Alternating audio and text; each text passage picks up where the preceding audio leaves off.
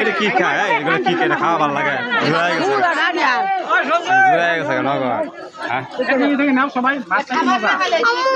মামু তুমি মাছ খাও না মাছ খাও না সমস্যা আছে